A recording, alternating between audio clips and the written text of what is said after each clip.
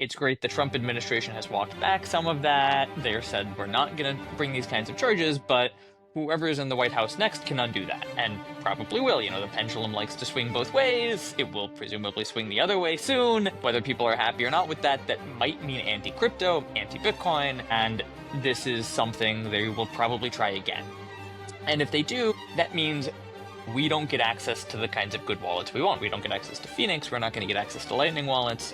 Rollups are dead. Arc, Spark, all of these things that you might have heard of or might not have heard of yet that are coming down the pipeline to wallets to improve the UX, make it really, really usable, make Bitcoin awesome.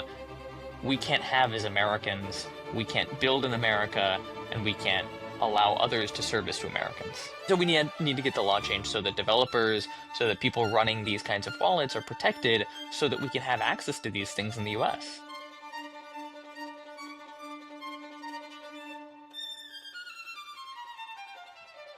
Greetings and salutations, my fellow plebs. My name is Walker, and this is the Bitcoin Podcast.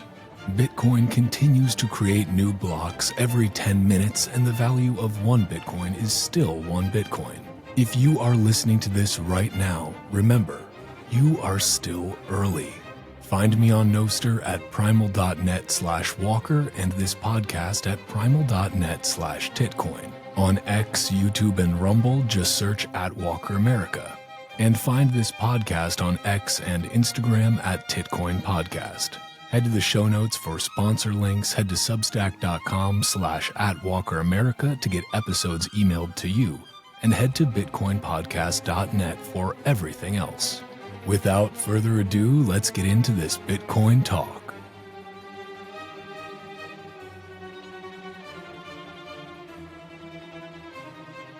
Matt, glad to have you here. Hopefully you're also relatively recovered from Vegas, but I know you've been hitting the circuit of podcasts, so that can be quite taxing. Yeah, thanks for having me. Yeah, I've been on tour, as it were, trying to get the message out. It's been, it's fun. It's fun to hang out, chat Bitcoin with people for an hour at a time, but it also means I don't get my normal work done. Yeah.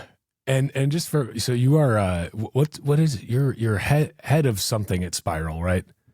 I don't know. I'm an engineer. I guess I'm the most tenured engineer on the Spiral team. So we work on Lightning. We work on making Lightning more accessible, better for wallets, and hoping to. Our real goal is to make Bitcoin the best money. I mean, that's the one of Block's top line goals, and to use that within Block. But then our goal at Spiral is to just make Bitcoin the best money. I still remember, and I mentioned this to you at in Vegas. One of the Bitcoin conference presentations from all the conferences I've been to that has stuck with me the most, and that I will just always remember, was your talk at TabConf in 2022, I think. That was basically the premise was like Lightning screwed, but maybe not, but it is, but maybe not. And I don't know, it was masterful, and I maybe want to revisit some of your theses from that a little bit later on in this, just because I thought that was just a banger of a talk. Also, the keynote that you gave right before, you were the last speaker before Trump went on stage last year, which was amazing because you gave a really important, like, not just some fluffy, NGU talk. You gave like hey, this is a thing we need to pay attention to with mining centralization. And you gave it to the most packed house you possibly could have. So I thought that was pretty cool. Yeah. The most packed house of people on their phones.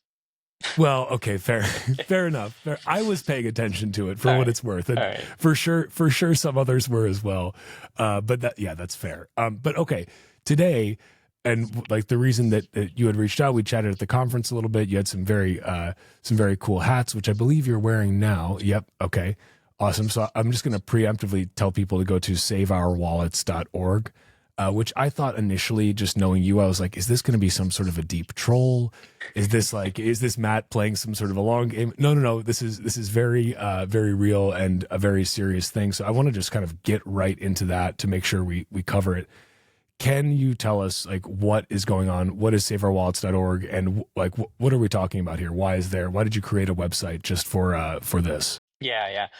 So in the So most people are familiar with the Samurai and the Tornado Cash cases. The DOJ brought charges against non-custodial wallet, non-custodial platform, saying, "Oh, you were a money transmitter," which basically is the class of rules that requires KYC, AML, all the stuff that you'd have to do at a bank, all the stuff that you have to do with a custodial institution. And they said, no, no, no. Even though you were non-custodial, you had to comply with all these laws. It was not possible for them to comply with these laws. The people they were supposed to register with would not have accepted their registration because they didn't think they needed to register. But nonetheless, the DOJ brought these charges. Um, and maybe they'll win in court. The DOJ has now dropped some of those charges, but importantly, it had a chilling effect, right? We saw Phoenix, this great Lightning wallet, decide to pull out of the US market, and a lot of developers were asking questions. So, yeah, it's great the Trump administration has walked back some of that. They said we're not going to bring these kinds of charges, but whoever is in the White House next can undo that. And probably will. The pendulum likes to swing both ways. It will presumably swing the other way soon. Um, whether people are happy or not with that, that might mean anti-crypto, anti-Bitcoin, and this is something they will probably try again. And if they do, that means we don't get access to the kinds of good wallets we want. We don't get access to Phoenix. We're not going to get access to Lightning wallets. Rollups are dead. Arc, Spark, all of these things that you might have heard of or might not have heard of yet that are coming down the pipeline to wallets to improve the UX, make it really, really usable, make Bitcoin awesome. We can't have as Americans. We can't build in America, and we can't allow others to service to Americans. Which is kind of insane because purportedly we're the freest country in the world. Supposedly. It's supposedly, and by many metrics, yes. Like I forget who it was that described it this way. It may have been Greg Foss, a Canadian who is looking down from our American attic at America, but saying basically America's the prettiest horse at the glue factory. Like it's still a horse at the glue factory, but it's the best looking one there. Right. But right. this is kind of insane though, and just to loop back on one thing you mentioned, because I think this is actually really important for people to realize why the pendulum swinging back and forth actually makes such a difference, and you need actual protections like that are codified into law. The FinCEN basically said, no, this they're not violating anything. Like this doesn't apply. Money transmitter doesn't apply. From our perspective, like no, it's all good.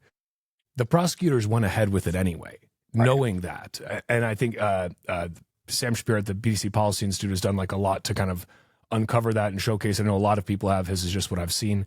But this is kind of like why there is actually some really dire need to make this stuff happen at a regulatory level, because if it's just prosecutors from an administration being left up to it, they'll just do whatever they want. Like it doesn't matter what a particular agency says, right? Totally, yeah. And there are a lot of prosecutors in the United States. They can make decisions. Obviously their boss can tell them no, but whether they're paying close enough attention. But yeah, more importantly, the next administration, who knows what they're going to do? And so we really need to get the law changed. We need to make it clear that, look, if you're not a custodial platform, you still have to enforce sanctions. You still can't like open a channel with someone on Iran, whatever, but you don't have to do KYC, AML, these things that you can't actually do, right? We're not talking about stuff where it's like, well, these wallets just don't want to do it. It's like, no, they can't. You cannot do AML at that level on Lightning, on any of these platforms. You can't run a Lightning wallet and submit to yearly examinations about whether or not your AML system is up to par. Like this isn't, it's not practical, it's not feasible, it's just not a thing. And so we need to get the law changed so that developers, so that people running these kinds of wallets are protected so that we can have access to these things in the US. And I mean, is this something that potentially has ramifications further than just like, if an individual's listening to this and they're thinking, well, okay, maybe some companies need to worry about this, what's the big deal? But like this could conceivably, this kind of precedent could be used to go after just like even individual node runners, right, who are operating Lightning channels with each other. Like there's no reason, like if they have a bone to pick with you, they can use this as an attack vector essentially. Oh, totally. Yeah, especially Lightning nodes. Any of these Yeah, I like to refer to them as ancillary services to non-custodial wallets. So these service providers, these sequencers, these Lightning nodes, sometimes it's decentralized network, sometimes it's an individual company. They can all be targeted with this kind of reasoning. The DOJ said that a frying pan transmits heat, and thus anyone involved in transmitting any data for a non-custodial wallet is a money transmitter. Um, Did that they was their actually argument. say Yes, that? that was Like, their argument in the filing is a frying pan transmits heat and an Ethernet cable transmits data, and thus everyone is a money transmitter. And it's like, well, if you take that to its logical conclusion, your ISP is a money transmitter because they let you use Bitcoin on the network, right? It's absurd how broad they wanted to define money transmission here. And so it needs to be clarified. Like, this is nonsense. I mean, I'm now remembering this because I think there were jokes about, like, stainless steel versus cast iron pans, and which was, but it's just like it's just so insane, that's like an argument that was made, like, by very serious people who can just literally throw you in jail. Right. Like, that's Yeah. those are people that can come and take away your freedom, and they're making arguments based on, like, fucking heat transfer. I mean, that's just nuts. And It's just they insane. can, maybe you end up winning in court. It doesn't matter. You still spent 3 years sitting in jail, rotting in a cell, and no developer, no wallet software vendor is going to take that risk, right? And so, there's a lot of Bitcoiners like, well, we shouldn't let the government, whatever. We should take our freedoms, not, ask the government to change the rules. And that's fair, but no one is going to take that risk for you, right? So you need, in order to have in order to use Bitcoin in a way that has not shitty user experience, right? So on Lightning, on ArcSpark, whatever, on any of these L2s, you need these ancillary services. Maybe they're a company, maybe it's a centralized network, but you need them in order for that wallet to function. And no one is going to take that risk for you because no one wants to sit in a jail cell, even if they're confident they're going to win on the law. They're not going to want to sit in the jail cell. No developer is going to do that, no wallet vendor, and these things just won't be available to Americans. And I cannot blame them. I wouldn't want to sit in a jail cell, like, for that, and not even have the like, nothing is certain. Once your freedom is stripped away and you were put behind bars. I mean, like, we just saw, Ross Ulbricht finally made it out after so many years behind bars. Like, nobody wants to be put in that cage, and, like, No. the state does have that ability to exert violence on you, and they will do it. Like, it's just the reality. So, with that kind of dark preface to all of this, what's the bright side here in terms of this Blockchain Regulatory Certainty Act? Yeah. So we have a shot here to fix the law. So two Congress people, Representative Emmer, who is the majority whip, so that's the number 2 position on the Republican side of the House, for those who aren't familiar with their U.S. Civics, and Rep. Torres, who is the Democrat from the Bronx, co-introduced the Blockchain Regulatory Certainty Act, which fixes the law. I mean, it's a super straightforward 2-page bill. You can go read it. Anyone can read it. It's not complicated. You don't need a legal background to understand everything in there. It just says if you're not a custodian, you're not a money transmitter. You're not regulated as such. You're not regulated as any of this nonsense. Um, and so we need to put pressure on them. We need to call our Congress people. We need to say, look, we need this to pass. And that means we have to work with our friends, or more often enemies, on the crypto side of the house, not the Bitcoin side. And we need to get them pushing it. And they are. We need to work with our friends in Congress and lobbyists who support us. And they are pushing on this too. But ultimately, we need the politicians to feel pressure from the voters. People need to pick up the phone and call their representatives. I know it sounds cliche, but it does work. It takes 5 minutes of your time. You go to saveourwallets.org, you type in your zip code, it'll pull up all the phone numbers for you. You've got 2 senators and a House member. You hit all 3 of them. You just pick up the phone, you say, "Hi, if you haven't heard of the Blockchain Regulatory Certainty Act, I think it's really important. It fixes some issues in the law where there's uh, regulations that people cannot possibly comply with, and they shouldn't be subject to jail time in exchange for not complying with something they can't comply with." And then you hang up the phone, you go about your day. And they listen. They do feel most senators and representatives don't have good information about what their constituents want, and most of them want to turn their place in Congress into a lifetime career, for better or for worse. They want to stay there forever. And so if you tell them, look, you vote yes on this, or I'm not going to vote for you, they do listen. If they see, 10, 20, 30, 40 people calling in, they're like, oh, actually, a lot of people care about this. It doesn't take much because not that many people actually do it. Not many people pick up the phone and call.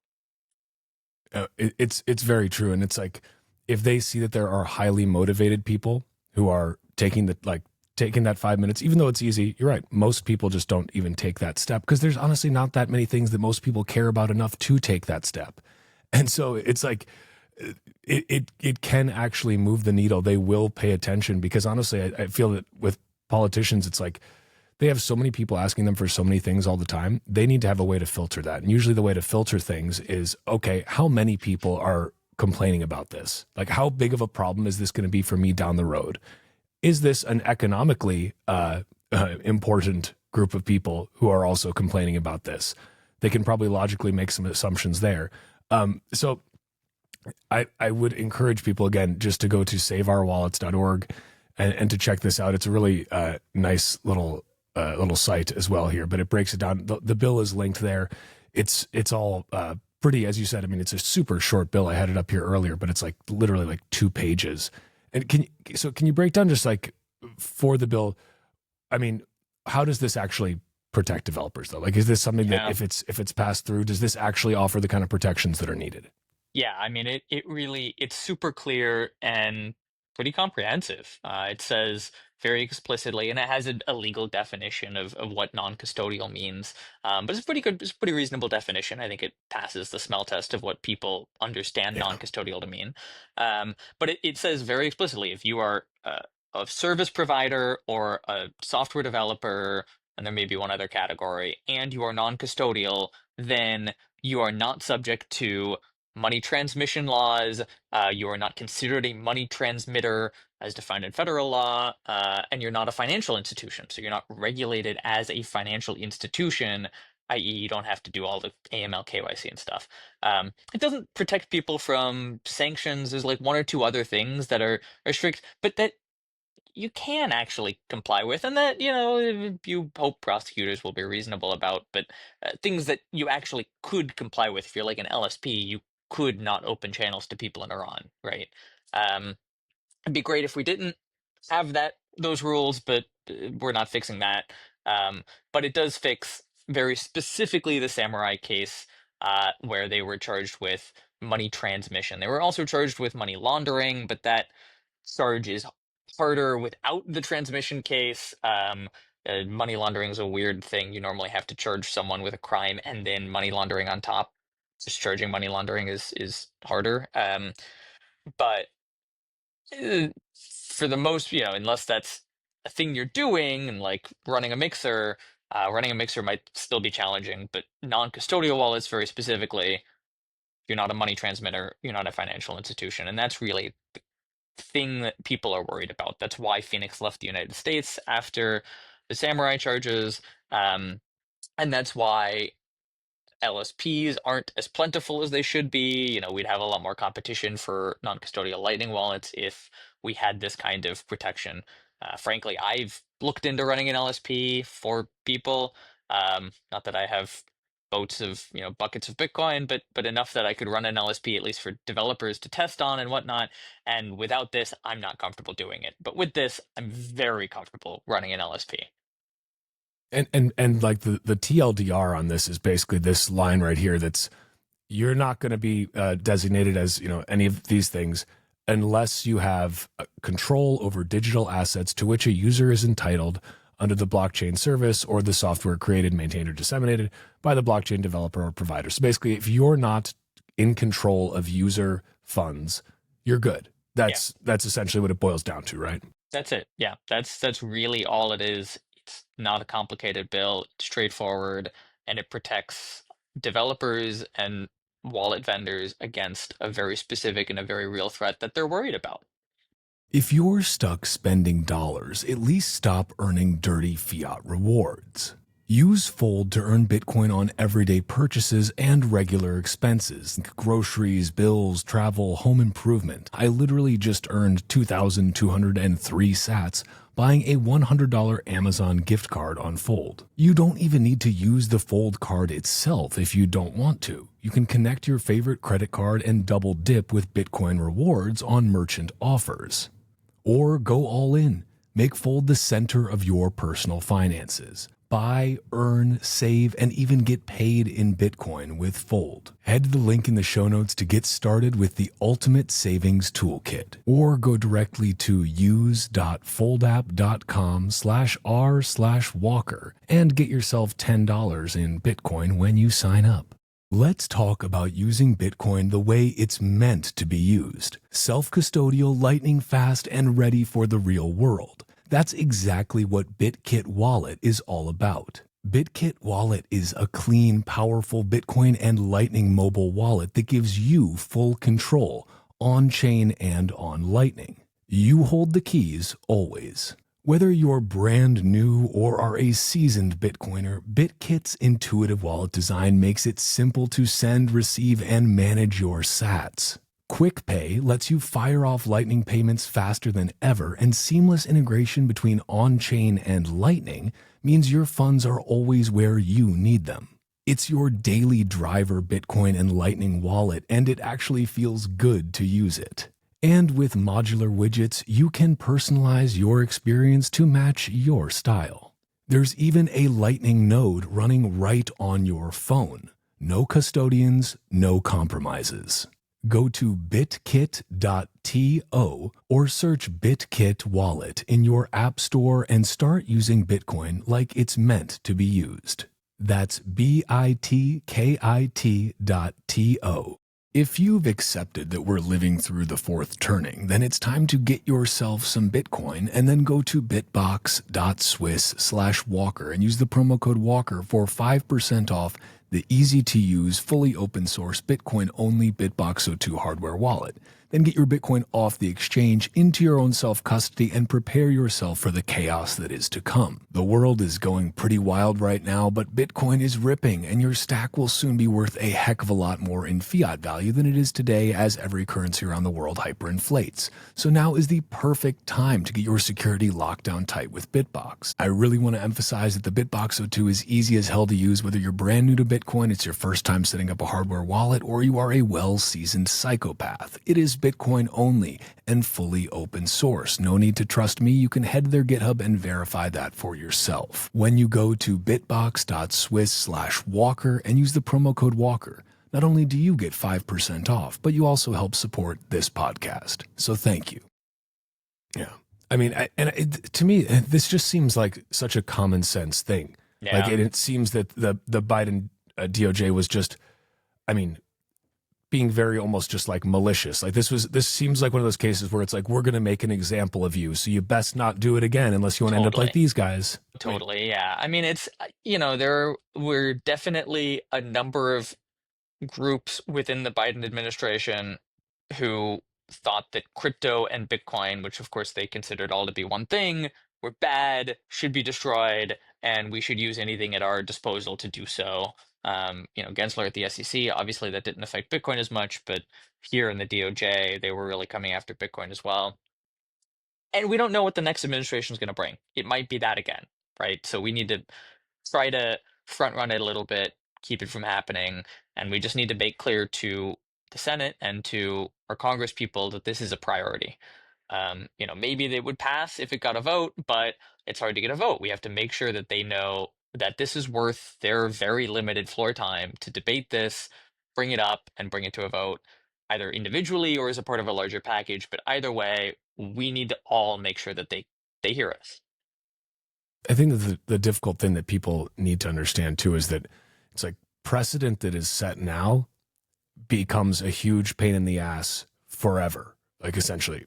So if we don't, like, now is when it's easier to fight back against these things from a regulatory standpoint, because it's still kind of like people are still figuring it out. Yeah. But one of the ways they figure it out is by setting precedent. And if all of this goes through kind of unchallenged, then it's like, well, okay, this is just how we treat this stuff now. So, Yep. any of you like, we're just going to toss you unlicensed money transmitters into jail. And I mean, I think the frustrating thing about this is like, as a citizen, like, you want there to be as much innovation as possible, as many companies building cool and useful products for you to use as possible. This kind of treatment of open source developers and non-custodial wallet developers, it literally just, all it makes them do is do what Phoenix did. Like, okay, we're going to leave then. Like, we're not going to go risk jail time. And I think that's such a shame. Like, that's not the environment we should be fostering. Like, nobody wants that environment. No one. I mean, except for maybe some like people suffering from a totalitarian temptation that they can't quite explain. They're like, they're in their Elizabeth Warren phase, and they're just like, I need to suck all the freedom out of the room as fast as possible. I don't know. I don't understand. Or people who want to drive all the crypto assets and Bitcoin into custodial platforms so that they can be controlled that way.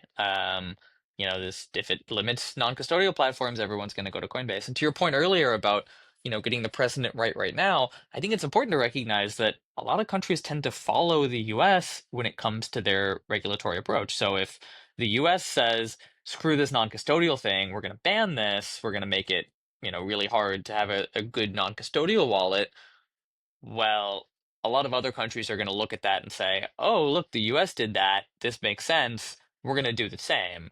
And so it's not just the US. Obviously, Europe's already trying that, and they're all way down there, way down that road. But many other countries will follow what the US does here. And so if we take a stand and say, no, non-custodial is fine, custodial will regulate, that gets monitored very closely, whatever, but non-custodial is fine, then that will probably take hold across a decent portion of the globe.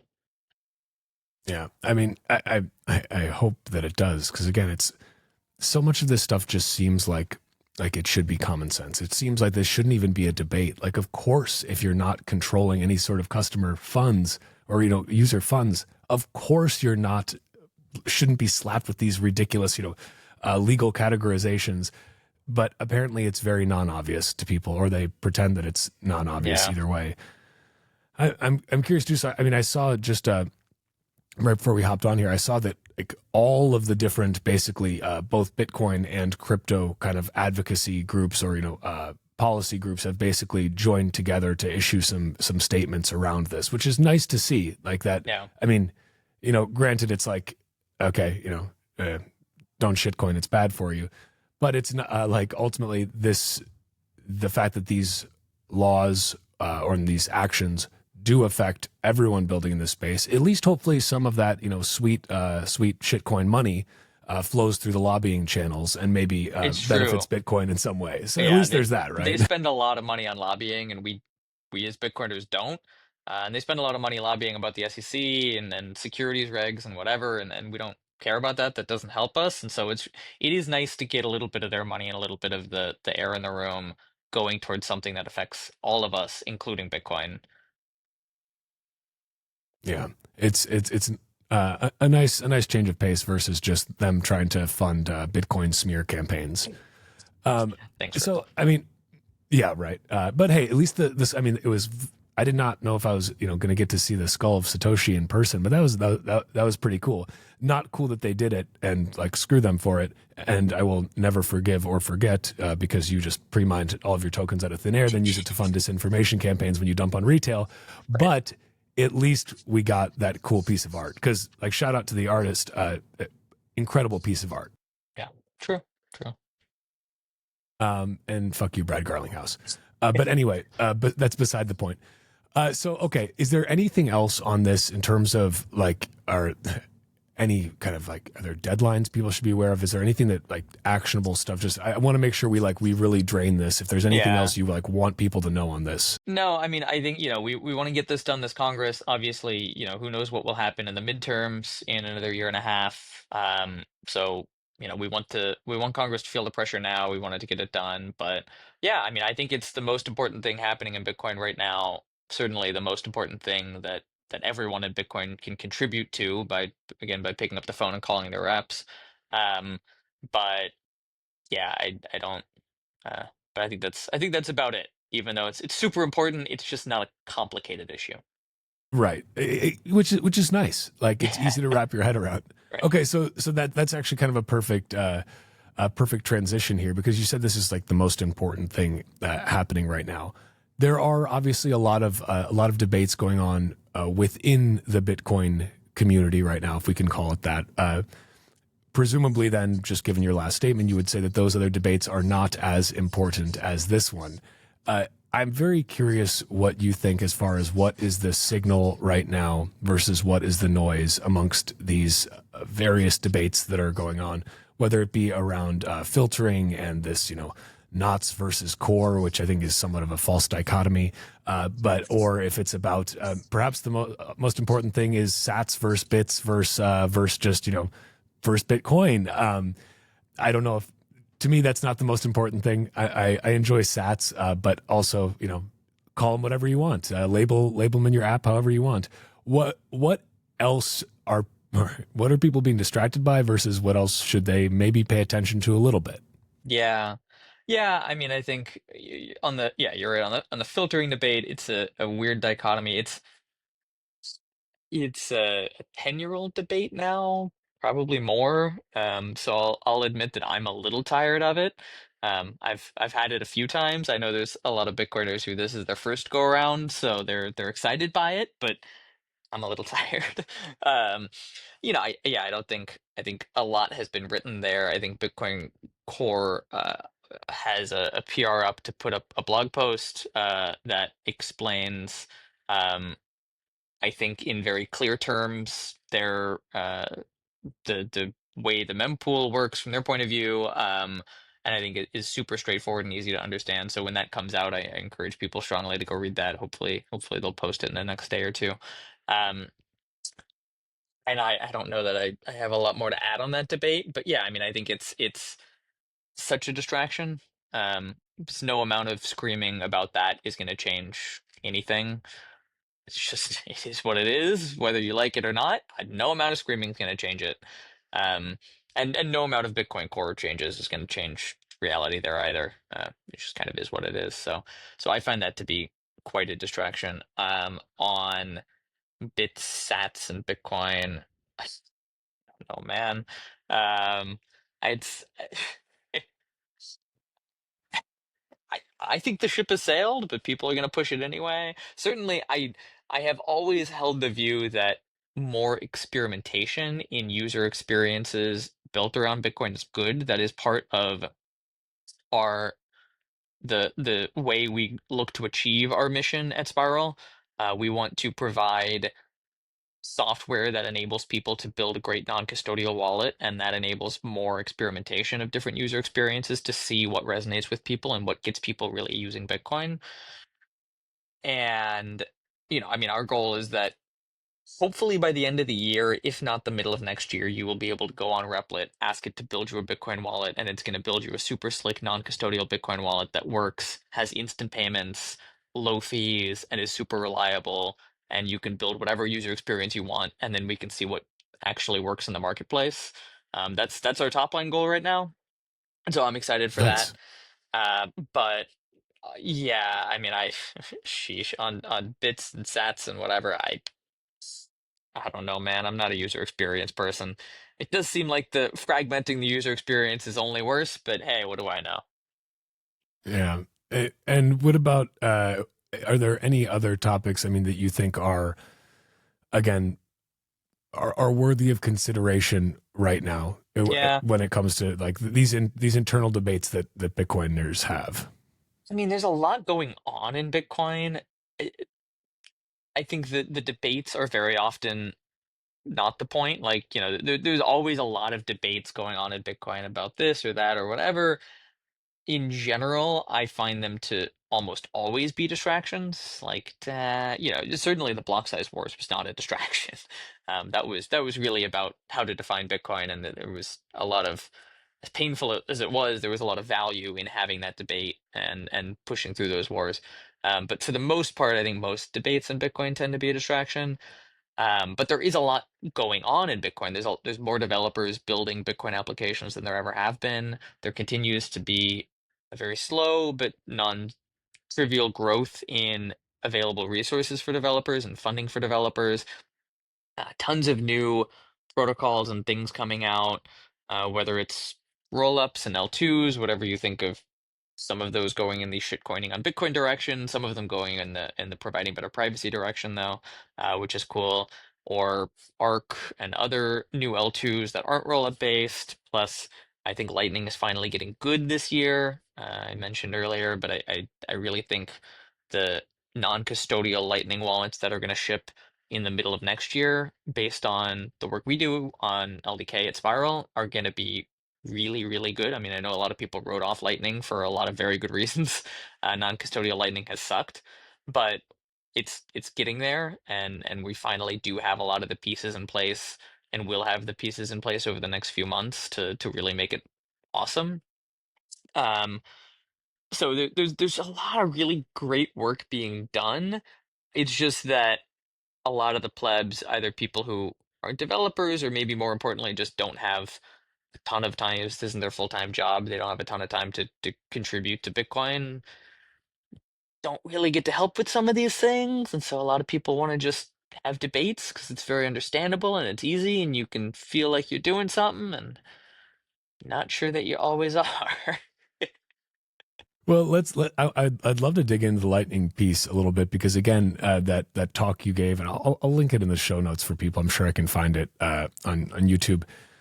But basically, Lightning's screwed, but it's not screwed, but it's screwed, but it's okay. Can how maybe if you could give just like the high level premise for that talk, like hmm what led you to give it, and then kind of how has your view of Lightning either evolved or shifted or changed since then? Yeah. Um, I think when I gave that talk, oh, you said 2022 is probably something around then. I think so. Probably. I think Lightning was a little overhyped. There was a lot of like Lightning is perfect, Lightning is super secure, you're on a node, you don't have to worry about it, whatever, whatever. And I think there were a lot of very big, open, hairy questions about Lightning, including in the security model, including in the trust model. I think many times in that talk, I told people like you probably should never open a channel with someone you don't trust, at least kind of trust. You know, you don't have to like think they're the best person in the world, but they're at least not going to go to a lot of effort to take your money. And I think since then, the community's come around the other way, and now Lightning sucks, Lightning is broken, Lightning will never grow. It's just a way for custodial platforms to settle money, and then maybe it's a way for other L2s that people actually use to settle. Whether it's you're using eCash or Spark or Arc or whatever, you're gonna pay people over Lightning. Um, I'm gonna, pull a little bit of a cliche and pretend that my view hasn't shifted. I've been rock solid, and the community was here, and now the community is here, and I'm still chilling in the middle. Um, but I think, a lot of the stuff that was in that talk too was here's a big problem. It's really hairy. We think we have a solution kind of right here, and we have to figure it out, and we have to go build it, and it's a lot of work to build it. And now for many of them, not everything, but for many of those big hairy problems, we do have solutions and we have them built or almost built. Um, the biggest one really being these pinning attacks. So Lightning has this like really weird, OG Lightning has this really weird trust model where we're creating all these transactions, but we're not broadcasting them right away. That's like classic Lightning. We're creating these transactions, we're updating them all the time, and then eventually we'll broadcast it later. The problem is we got to put a fee on that transaction. We're building these transactions every minute or whatever. We're assigning a fee, and that fee needs to be sufficient to get into a block at some point in the future that we don't yet know. And obviously, if you follow Bitcoin fee estimates or you go to mempool, mempool.space every now and again, you notice that the fee does fluctuate. And sometimes the fee fluctuates a lot. Sometimes the fees spike up, hundreds, 100x over one day because somebody's doing something crazy and they put a lot of transactions on the chain. So creating transactions that have a fixed fee rate now for inclusion in the chain some point later where we don't know what the fee rate's going to be then is not a solvable problem. It's not just a hard problem. It's like we can't solve it. Um, and over the course of the last 4 or 5 years, uh, Lightning has done some work at changing the protocol, but also Bitcoin Core has rethought how they deal with transactions in the mempool to address this problem for Lightning, and it also fixes problems for other, related problems for other L2s. And so Bitcoin Core now, as of I think the latest release, maybe the one before it, when you take a transaction, when nodes send transactions to each other, that they're sending a transaction, they're like, okay, I got this transaction. I'm going to see if I want to put it in my mempool, and then relay it onwards. Now, nodes are able to look at multiple transactions at once. So a node is able to say, hey, Walker, your peer can say, hey, Walker, hey, I've got some transactions for you. Instead of sending one, it sends two. And now your node can look at those two transactions and can say, okay, I'm going to look at the overall fee rate of both of the transactions together and not just one at a time.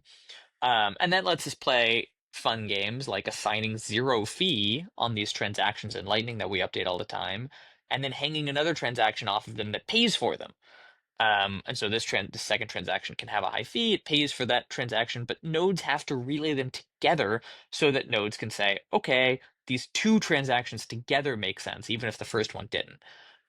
And that's a huge change. As you might imagine, there's a lot of parts of Bitcoin Core involved in looking at transactions when they get added to the mempool. To be able to now look at buckets of transactions instead of singular transactions was a lot of work, a lot of research and development, a lot of thinking about all kinds of crazy denial of service attacks, a lot of thinking about ways people could break these things, and it took 2, 3, 4 years for Bitcoin Core to finally conclude some of that work. Some of it's still ongoing. There's more work to be done there, but fixing these things was hard. And so I think the point of the talk was to point out like these things are hard. We might have solutions for some of them. Some of them we might not have solutions for. Some of them are unsolvable. Most of them we can fix, but there's a lot of work to be done. And I think now we're in a position where we can say, okay, actually, we've done most of the work we needed to do. It's not 100% there, but over the next, I think, 6 to 12 months, it's going to be mostly there. Not in all Lightning nodes, but certainly in LDK. And for the folks using LDK based wallets, m- those features that we needed to make Lightning good are finally there. Which is great. Like the fact that you like to hear your positivity on it is fantastic. Because again, like what I enjoy about you, Matt, is that you're always very realistic and balanced about things. Like no one would accuse you of overly hyping something, to put it mildly. So that I mean that's fantastic, and I do think that it is funny now that you kind of pointed out. Like I'm remembering in kind of that 2022 era where it was a lot more talk about how great Lightning was, and Lightning is like it is ready and it's good to go, and we're it's perfect, and it wasn't. And now it's kind of like you hear there's a lot of like Lightning like doomerism now, and just people trying to dunk on Lightning when it from just as a casual user of Lightning and of a bunch of different Lightning wallets in a lot of different contexts, it's pretty incredible now. And like from what you're saying, like it's going to get better. Like Mhm. it's funny how narratives change, I guess. But I'm glad to see it underhyped. Then I guess currently maybe Yeah. that's a good thing. A little bit less hype is not going to be bad. Yeah. And And it'll take a while as wallets start to adopt the newer technologies. I mean, I think, over the next few months, uh, the good Lightning wallets are going to get really good, and the ones that maybe aren't as actively maintained or made some technical decisions that are harder for them to pivot are going to stay okay. But over the next, as they all start to catch up, it's going to be, I think, really good. I think the user experience is finally going to be great.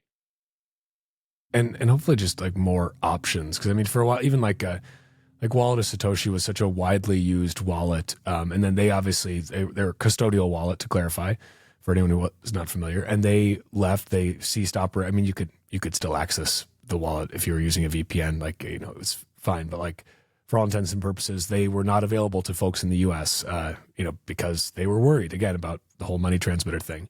Now they're coming back, they're saying we've got a non-custodial option. um, I don't know if you have any thoughts on that, but just more broadly, it's like, okay, it's nice for people to have more than just like one option. Like we should have a bunch of custodial options and a bunch of non-custodial options, and you should be able to easily uh, choose. Like, Yeah. and they should be nice experiences versus like, well, here's the one custodial option that we can still use, and oh, you can get a hold of this non-custodial one if you want, but the developers fled, so like, who knows? Like Yeah. I don't know. It feels like we're in a better place now for that at Yes. least. But do you have any thoughts on the wallet of Satoshi thing? Yeah, I mean the BRCA is needed here, and again, our goal on Spiral is really that we want everyone to be able to YOLO a good, secure, non-custodial wallet with an LLM and Replit, and just like build me my own non-custodial wallet, and it'll be good. That's our goal by the middle of next year. That's really our goal, is that it'll just work, it'll be great, and we'll have real competition there. Um, on non-custodial on Wallet of Satoshi specifically, my speculation, and I haven't gotten this confirmed, is that they're using Spark, which is LightSpark's new, not custodial, but also not non-custodial, Bitcoin L2. So it's a really interesting product. I think it's really cool. And for low balances, I think it makes a lot of sense. For a balance where you can't really open a non-custodial wallet, it makes a lot of sense. Um, but it is fully trusted. So it's this really weird dynamic where you trust their server to delete keys, so that as you transact, they're deleting old keys, and you trust them to do that. And if they don't do that, then they can potentially take your money. But if they do that, they're not a custodian. They don't have an active key on their server that someone could hack into, take the key, and then take your money. Right? So it's not. It has a very different trust model in practice. So it is in practice much safer, but it is still fully trusted. You're still trusting their server to do the thing correctly.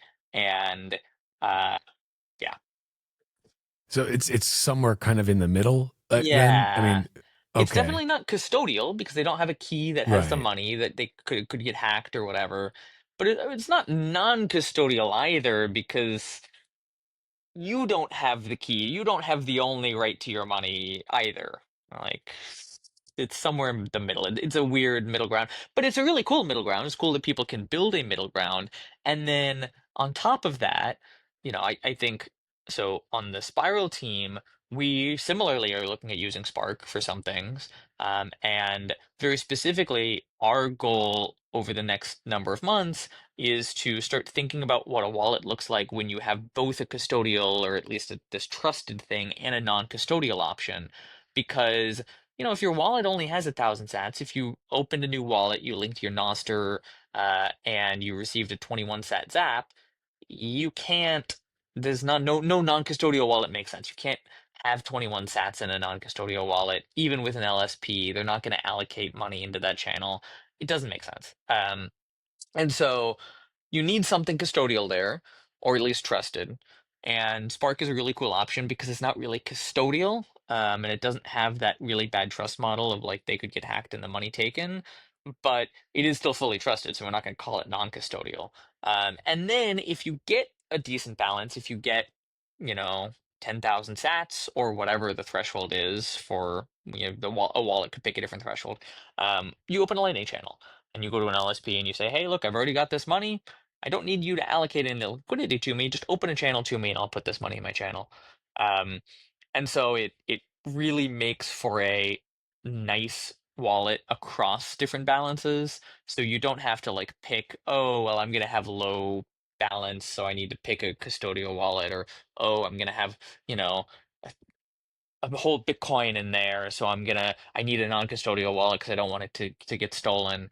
Um, it lets just one wallet service both roles. And okay, maybe if you have 1,000 Bitcoin or 100 Bitcoin, you're not going to use this kind of wallet. You hopefully have some kind of offline, air gapped, whatever. Um, but for a spending wallet, or for a wallet that only has some savings, I think it makes a lot of sense. And as Lightning continues to mature and we address these issues that where the protocol bleeds into the user experience and it leads to a really bad user experience, as we address these issues, then having this wallet with both sides is just going to be super seamless. You shouldn't have to notice any of this because Lightning's going to be totally reliable on this side, Spark is going to be totally reliable on this side, and the wallet's going to get you the best trust model that makes sense given your balance at all times, and it's just going to work. I feel like I kind of glossed over something that you mentioned earlier, where basically you said we're like, if I heard this correctly, like 6 to 12 months away from like basically somebody like me being able to vibe code my own Lightning wallet. Is that kind of what you were Yeah, getting at basically? Like yeah. that's really cool. That's our goal. That's definitely our goal. And I'm not going to promise 12 months on that. In 12 I months won't I think hold you we're going to to it. be there, but I'm going to say 18 months just because things slip. Um, I think we're going to have a really good product in the next 12 months certainly. Um, whether it'll be good enough for you to just vibe code something and have it be secure and robust, maybe.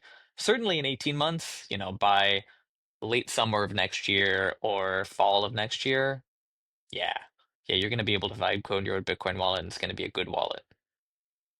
That's wild to think about. I mean, do you envision a future where it's like there are innumerable different, wallet implementations because everybody's building kind of a wallet that works, or maybe not everybody is, but more and more people are able to build out a wallet that has the functionality and the features that they are looking for, like specifically, or do you think we still do these things sort of like, is it like a winner take most where we still kind of Yeah, trend towards like a couple of big players?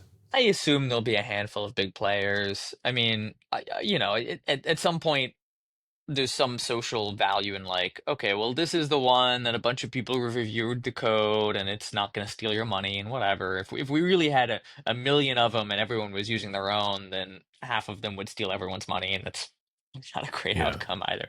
Right. Um, but aside from that, I think, yeah, I mean, there's going to be quite a few. And I think what it's really going to do is it's going to enable a lot of experimentation. If you are a hardcore bits maxi or a sats maxi or whatever, you can go build a wallet and say, look at this wallet. Look how great the user experience is. I can demo it. It works. It's super slick. It's as slick as all the other wallets, but look how great this feature of the wallet is where I think I'm really delivering a better user experience. And then it lets people build more innovative things. Let's allows for more innovation to say, well, I think that there should be a Bitcoin wallet with a built-in chat bot, and you pay for the chat bot with Lightning or whatever. I mean, I know that's a common example now. I'm not an entrepreneur. I don't have a million ideas, but we're going to really enable people to experiment with all kinds of different clever things, and that's going to really unlock things in Bitcoin, I hope. Can I ask you how? I don't know if I've actually heard the story, and if you're cool with telling it, how did you actually get into developing in Bitcoin in the first place? Do you mind telling Yeah, that yeah, no, story? totally. I was in high school. Wild. Um, And Bitcoin got to the front page of Slashdot a few times. If you're not old enough to know what Slashdot is, Slashdot was Reddit before Dig was Reddit. That's Dig with two G's. Um, so there's been a few of these kind of link sharing sites throughout history, and Slashdot was the cool one at the time. It was a little more tech focused. Bitcoin got to the front page a few times over the course of late 2010, early 2011. Um, I ended up hearing about Bitcoin from a podcast that I watch regularly, but they heard about it from Slashdot. There was kind of a flood of technologist people who got involved in Bitcoin all at the same time in early 2011 to mid 2011. And I just found it fascinating. I mean, I knew some things. I was a high school kid. I didn't really know how to code. I didn't really know whatever. I just kind of thought this was really cool. We could like build money and like send each other money based on purely on the software that we were writing and not have to trust anyone else. No one else was involved in us sending each other money, and we were building this money for the internet. I thought that was really, really cool, and I wanted to work on it.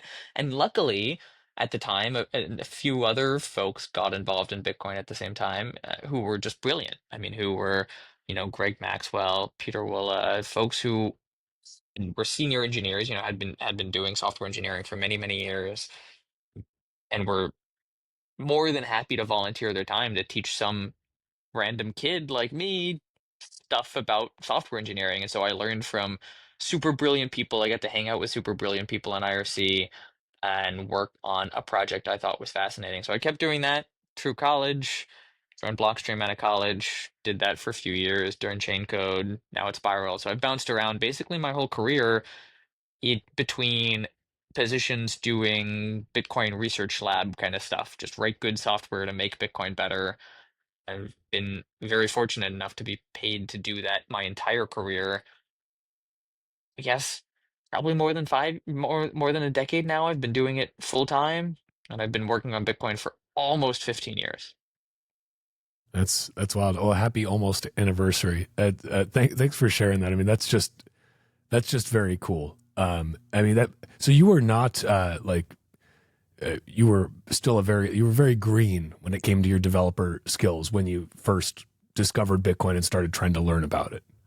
Yeah, I have one of the best defenses for I'm not Satoshi. I didn't know what a pointer was in 2011, so I clearly did not write any of this code that is totally impossible.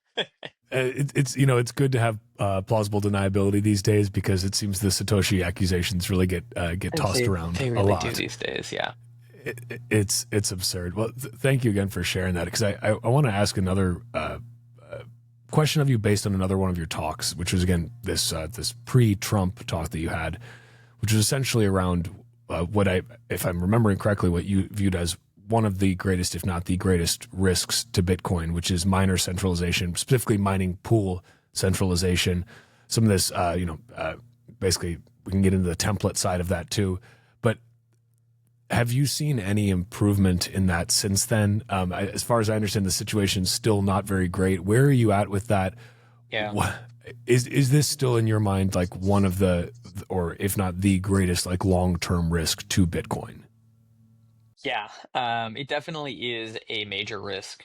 It is definitely one of the biggest risks to Bitcoin, I think. I will say that we are starting to see little shoots of grass poke through the dirt here. Um, so on the stratum, so the fundamental issue to set context is that in Bitcoin, the network, the thing, the thing that gives Bitcoin value is that there's this censorship resistance property. Like you own your Bitcoin. No one can take that from you. No one can stop you from sending your Bitcoin to whoever you want. And it is your Bitcoin. You don't have to trust anyone else in order to use it. And that's great unless there's, let's say, two pools that control more than 51% of the network, or three that control something like 70 or 80%, right?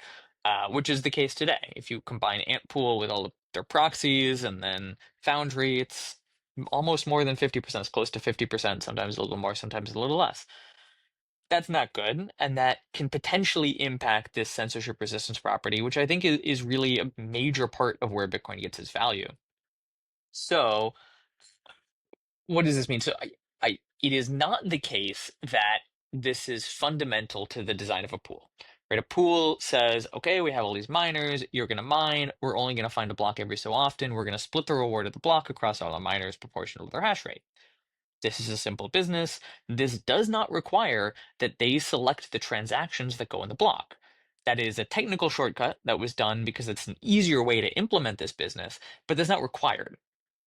Um, and so uh, there have been various proposals throughout Bitcoin's history to remove that requirement to say, okay, we can have a pool where the individual miners are selecting the transactions, and the pool still does this reward splitting thing.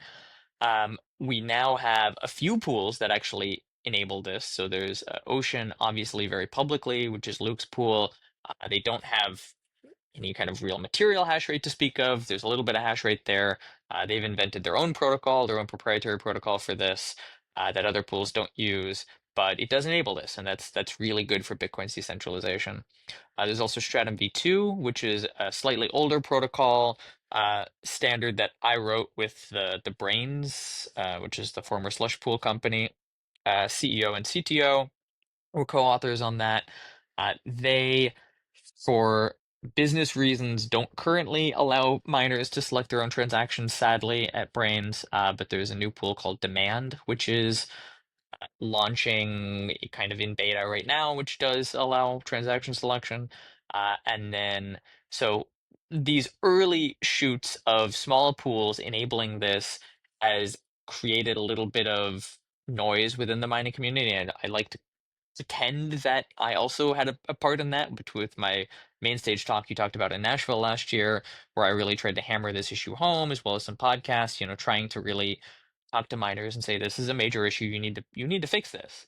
Um, and so there's Stratum V2, the software is finally becoming ready, and I know they're talking to a number of pools who are hearing from some of their miners that they want this, and so hopefully that starts to become an option at some of the larger pools and some of the moderate sized pools over the next number of months. Um, and then almost entirely flew under the radar.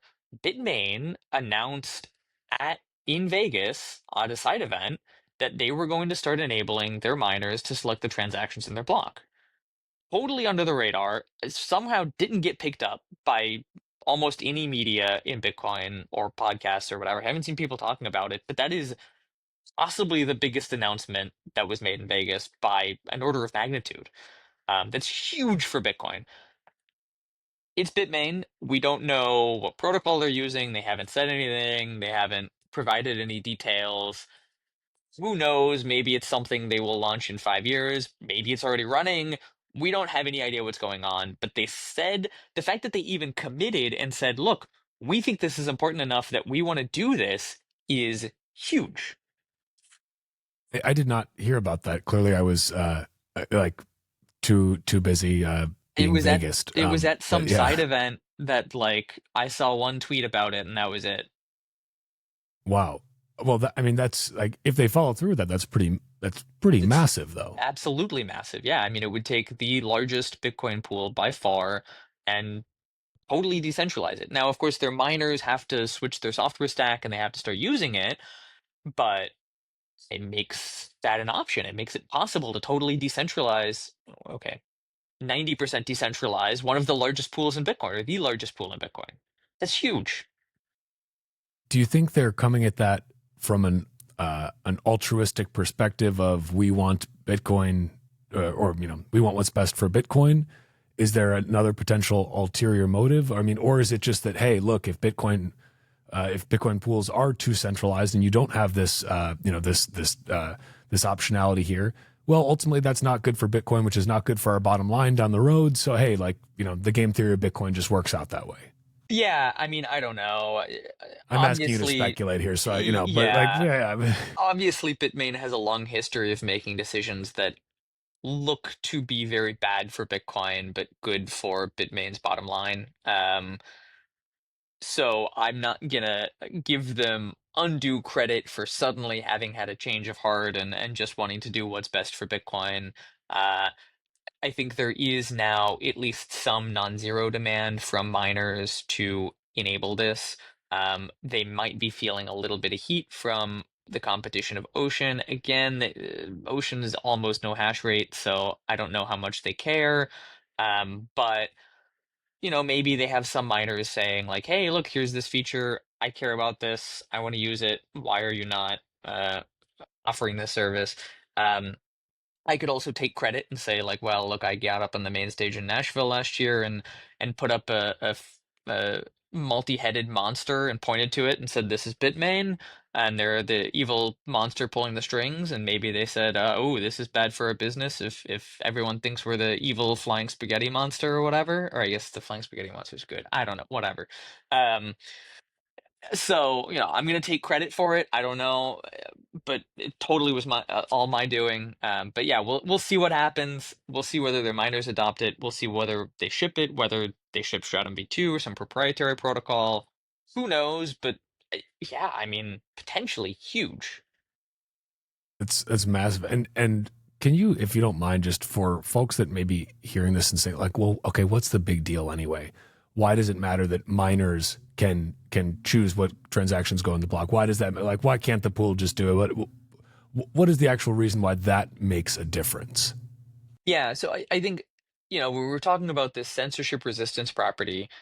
The way Bitcoin intends to get or intended to always get censorship resistance, intended to always have this property that you don't have to trust anyone else in order to be able to transact your Bitcoin, was that hash rate and mining was supposed to be decentralized. It was supposed to be that there are a lot of miners all around the world, and anytime you want to get your transaction included, you just have to find one that wants to mine your transaction. Hopefully, many do, but you really just have to find one with enough hash rate to regularly mine blocks, and that there are enough miners who have enough hash rate to regularly mine blocks. That is not hard. That is not the case when the miners, the things who have to pick the transactions that go on the block, who you would have to go to get your transaction mined, are the pools, not the miners. Mining, ASIC ownership, these farms filled with ASICs are actually fairly decentralized. There are a lot of them owned by a lot of different countries, companies in a lot of different countries around the world. You know, in for many practical purposes, mining is actually decentralized. A lot of people maybe don't recognize this or think that, well, there's these four big public companies in the US. Well, if you add up all the big public companies, public miners in the US, they don't actually have that much hash rate as a percentage of total hash rate uh, around the world. And there's a lot in Russia and Kazakhstan and China, and like it's all over the place, right? That's really good. It's really great for Bitcoin. Um, but the thing that needs to be decentralized is this transaction selection, is the like who do you have to go to get your transaction mined? And today those are pools, and pools are super centralized. So we want to take that power and give it to the decentralized group of people rather than having it be in the centralized group where there's only three or four actual companies who are materially competitive.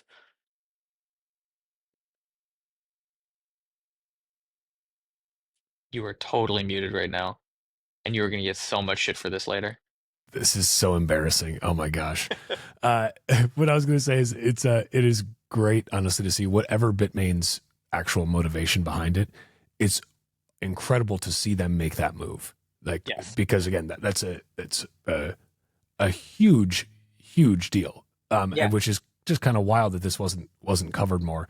I blame fellow podcast bros like myself. We need to do better I think it of was. covering these. I think they like announced it Thursday afternoon on the last day of the conference when everyone was worn out and like, I'm just gonna go watch Ross's speech and then I'm gonna go home and sleep off the hangover.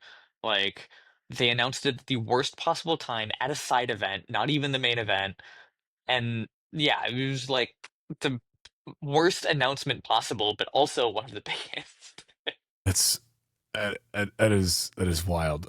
So on this is a slightly different note, but I'm curious where you stand on just like the ossification side of things, because I think this is something that gets like the word ossification gets thrown around a lot, as though it's like this decision that is made versus something that's just like this natural progression that happens. And I'm curious where you think we are at in this progression. Maybe you disagree that this is like a natural progression, but like where do you think we are at in this? A lot of people have made the point like, well, Bitcoin's basically, already effectively ossified. Like you don't get a choice in it. It just happens. And maybe it already kind of happened. Where do you sit on this? Where do you think we're at in that? Is Bitcoin still going to change in a material way? Does Bitcoin still need to change in a material way? Yeah. Yeah, I mean, I do think there is definitely an element of as Bitcoin grows, uh, it will continue to, it'll be harder to change. Changes will be less frequent. Types of changes will be less major. I think that's the case. Um, I don't think we're there yet. Bitcoin development is still very small. There's still a small group of people who work on Bitcoin full time and contribute materially to Bitcoin development. It's an ever-growing group of people, but it's still fairly small.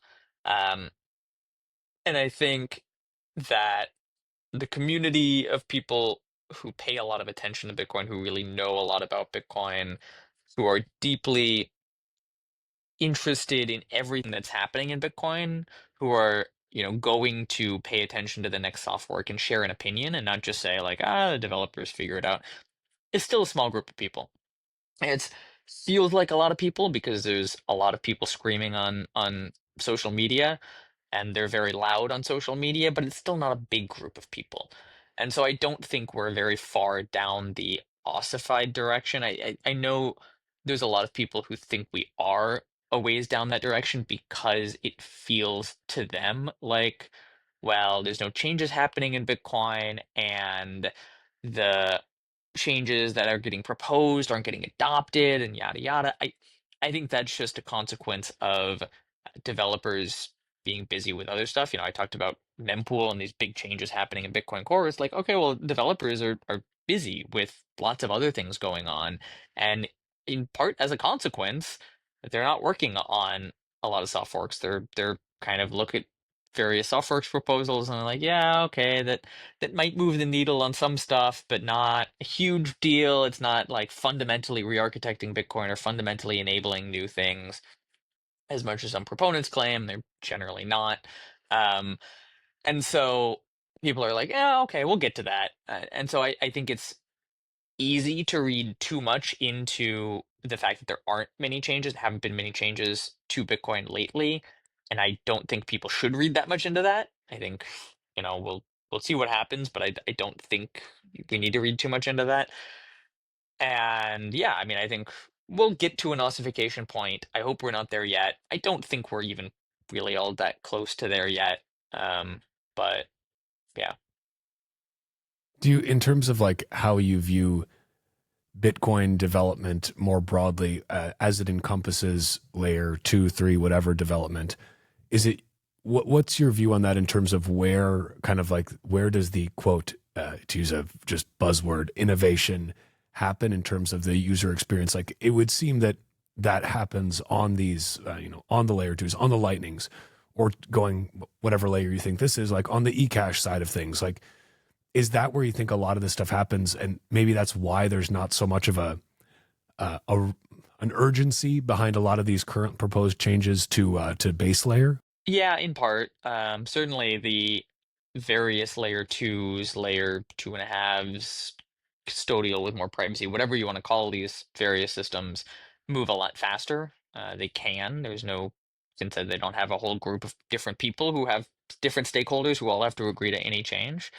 Um, and so they move a lot faster. They still move slower than we'd like. Lightning still is taking a long time to get to a point where we're happy with it, but they they move fast, and so that is a lot of the focus, and that's also a lot of the focus of user experience in Bitcoin. Where is the wallet of the future in 6 months, 8 months, 18 months? What kind of wallet are people going to be building? Well, it's not an on-chain wallet. And no one's sitting down and saying, I'm going to build a new on-chain Bitcoin wallet for people to use on their phones. Okay, maybe some people have some like high security, whatever, but that's not what's happening. And so the focus is really on these second layer systems.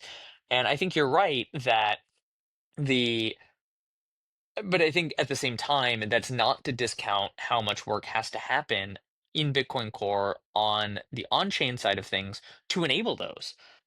There's a lot of people who would argue that we need various changes, soft fork consensus changes to Bitcoin to enable some of these L2s. I don't think that's necessarily true, but we have needed, for example, mempool policy changes, like big overhauls to the mempool and Bitcoin Core in order to enable Lightning to have a better security model and in order to enable Lightning to have a better usability story. Those changes also help Arc and other L2s too. So that's where a lot of the work in Bitcoin Core has been focused. On the soft fork side, there are various proposals that would improve some L2s. I think the improvements to Lightning are moderate, but the improvements to other L2s like Arc are maybe more substantial. There's still user experience questions around Arc, but the with but most importantly, people are deploying them now without any soft fork changes. People can actually sit down and build these things. And this gives you a much better story for, okay, as Bitcoin Core finishes up some of its fairly large overhauls to the mempool, people are deploying these L2s, Lightning gets good, Arc starts getting deployed, Spark and whatever else gets deployed, and people start using these things. Rollups, importantly, start getting deployed. Then we can see, okay, well, how are these technologies being used? What does the usability look like? How are they faring in the market? Are people interested in using them? Are they really providing value? And then we can sit down and say, okay, here, I think this specific technology would be 10x better if only we had this soft fork, and it's just not providing the value that it would to the ecosystem because we don't have that. But we only really learn that as we start to deploy things, as we start to actually build things. And so I think we'll get back to the soft fork game, we'll get back to it, but we'll come into it with a lot more information than we have now, and with a lot ton more information than we had even 2 years ago, where a lot of these ideas like Spark, like BitVM, didn't exist. And so we were kind of flying blind with like, well, we should do this soft fork to get this set of features. Like, okay, well, we don't know how to use that. Now we have ideas for how to use it. Now we can sit down and say, okay, how do we actually want it to look? Because we have ideas for how to use it, and we have these systems that people are actually even building, and we're going to see how they're going to work. More like practical versus just purely theoretical and saying, hey, this sounds nice. Like, which is ultimately you're going to get more buy-in from people if that's the case as well. Like if you're just throwing out theoretical ideas, like nobody wants to hear about your theoretical idea that sounds cool. Like, but if you have something in practice, that's a different story. And I think that was a huge reason why things haven't happened, is they just didn't generate excitement because they were theoretical. And even the practical ideas that people proposed were like still too theoretical. And now there's real practical stuff. It's like, okay, I can see this, I can see how people are building it, I can see why people are building it, we can see how people use it. And now it's like, okay, well, now we really should do this or that, and we should tweak it slightly because it would help this a little more and whatever. To be conscious of your time here, Matt, and I want to give another shout out to people to go to saveourwallets.org. I'm gonna do it myself. I was gonna try and get the call made before we hopped on here, but I did not yet. But you have my word that I will make my voice heard to my elected representatives, and I would encourage people to do this because it's genuinely such a it'll take 5 minutes of your day. And if you can't spend 5 minutes to do a little something for Bitcoin, well, I don't know what to tell you. Like, go use the dollar. You just listened to an hour and a half podcast. Exactly. You can pick up the phone for 5 minutes. You clearly have the time. Exactly. That's the best argument. If you're listening to 40 hours of podcasts per week, you can take 5 minutes and go and go call your elected official. And I think this is important too, because people, I think, sometimes want to reject the political establishment entirely and say, well, we just don't even need to pay attention to them. We don't need to do it. And that's fine. You can feel that way. But it's like, you may not care about politics, but politics cares about you. And these lawmakers are going to make laws that you do not like and do not benefit you and do not make you more free because they're, laws, if you don't stand up and say something. So in this case, where it's a nice, simple bill that just allows developers to actually develop without the fear of incarceration, I think that's something that everyone should be able to get behind. So thank you. Anything else you want to, anywhere else you want to send people besides saveourwallets.org? No, that's the big one. Yeah, saveourwallets.org. You can type your zip code. You can put in your email. You just giving me your email. We might send you an email. We might not send you an email. In fact, if nothing interesting happens, we won't send you an email.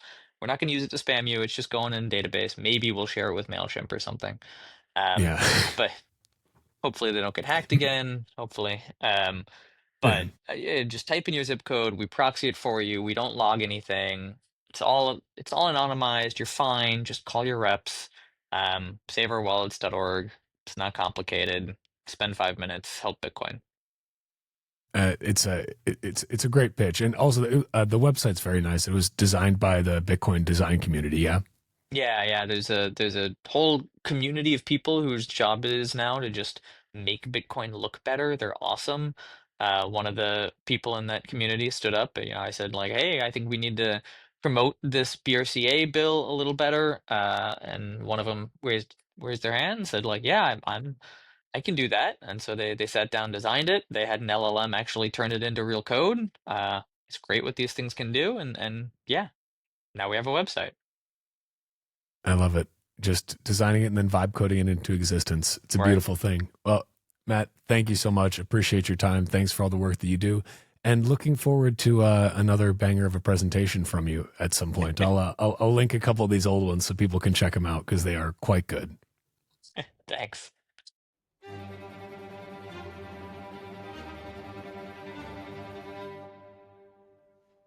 And that's a wrap on this Bitcoin Talk episode of the Bitcoin Podcast. Remember to subscribe to this podcast wherever you're watching or listening, and share it with your friends, family, and strangers on the internet. Find me on Nostr at primal.net/walker and this podcast at primal.net/titcoin.